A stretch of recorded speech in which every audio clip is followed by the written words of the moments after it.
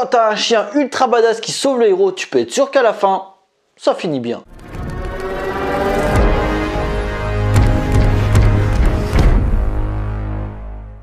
Bonjour à tous, il va être question de Don't Breathe 2, réalisé par Rodo Sayagues.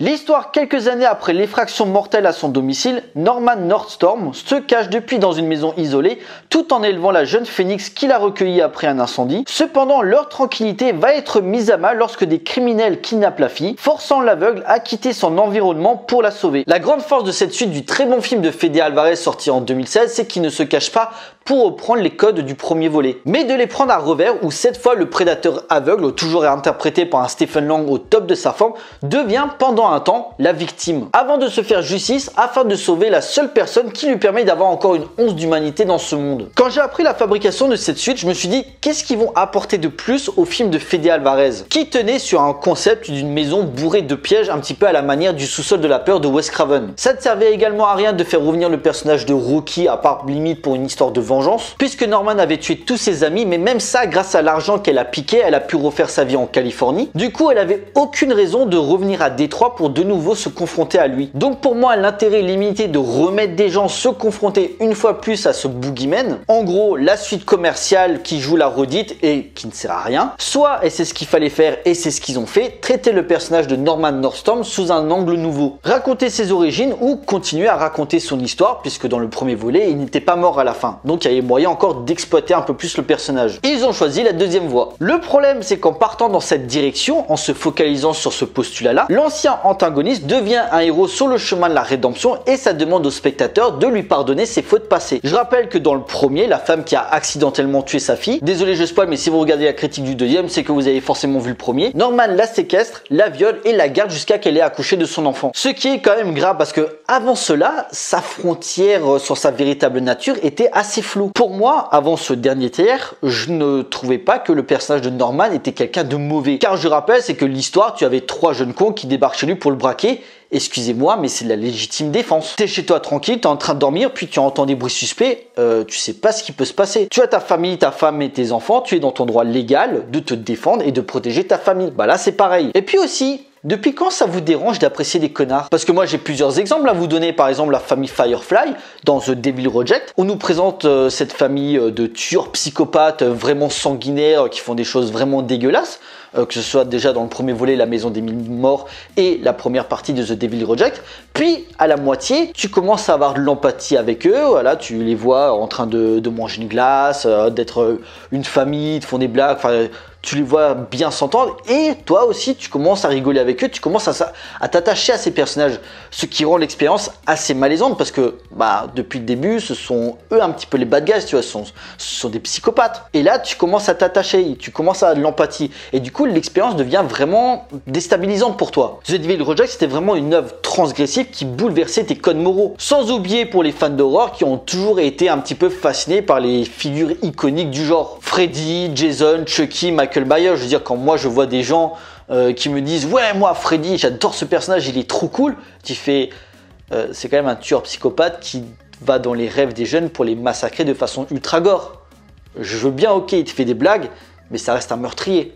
Et là, vous l'acceptez. Et puis, un film d'horreur n'est pas censé faire que peur. Alors, bien sûr, c'est son objectif premier, mais il est aussi là pour provoquer le dégoût et le malaise. Et n'est-ce pas malaisant d'avoir de l'empathie pour quelqu'un de détestable? C'est un peu le but du cinéma de genre de bousculer les codes établis. Donc ça c'est dit, revenons au sujet du jour parce que vous êtes en train de me dire ouais mais attends il parle pas vraiment du film. Bah en soi il n'y a pas grand chose à dire de plus. Parce que Rodo Sayagues, à qui c'est le premier film, propose une mise en scène dans la même continuité que celle de Fede Alvarez dans le choix des cadres, dans les effets gore ainsi que dans l'ambiance anxiogène. Mais il a le mérite d'aller plus loin dans l'actionneur bourrin avec des mises à mort bien fortes graphiquement comme je l'aime. Un côté trash accentué par le fait que dans le premier ok c'était des adolescents donc voilà, tu dis bon, ils ont fait une connerie, ça arrive. Mais là, c'est un gang, je crois, trafiquant de drogue, et puis en plus, il y a un scientifique un petit peu chelou, donc ce sont des adultes.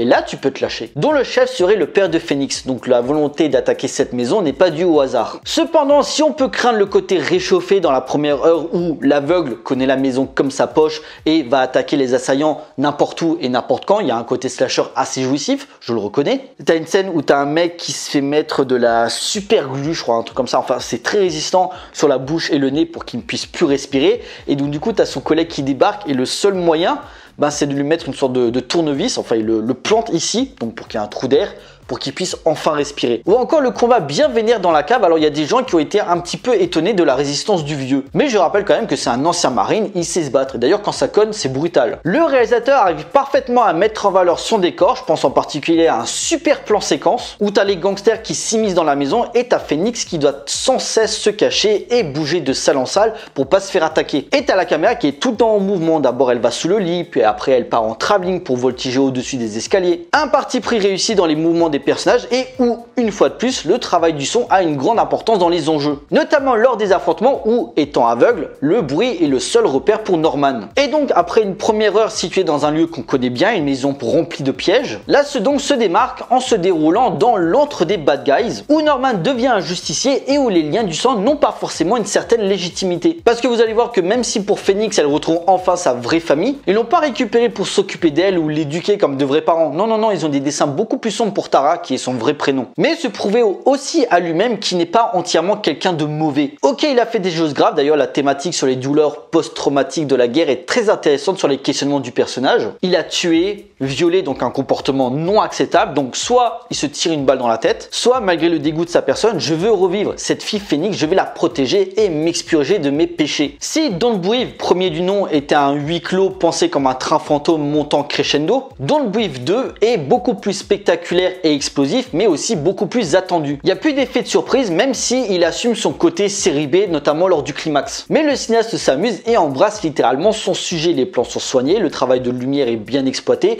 tantôt rouge, tantôt bleuté, et les images violentes feront plaisir aux amateurs dont je fais partie. Ce permettant un jeu de massacre assez jouissif, arrachage de membres, électrocution, voire énucléation pour le final. À l'heure où les films d'horreur dits populaires deviennent de plus en plus soft, en voir un qui se lâche sur l'hémoglobine, ça fait pas de mal. Certes, dans ces thématiques, cette suite purement série B ne retrouve que par intermittence la force brutale de l'original, mais où le renversement des valeurs était nécessaire pour renouveler la saga, qui risque de continuer parce que c'est pas fini. Restez après le générique de fin, il y a une scène. Par contre, autant dans cette suite, faire passer le méchant en héros est un pari risqué, mais honnête dans son parti pris artistique de ne pas faire du copier-coller. Je ne vois pas trop ce qu'il pourrait faire de plus dans un troisième volet, à la limite partir sur une origin story.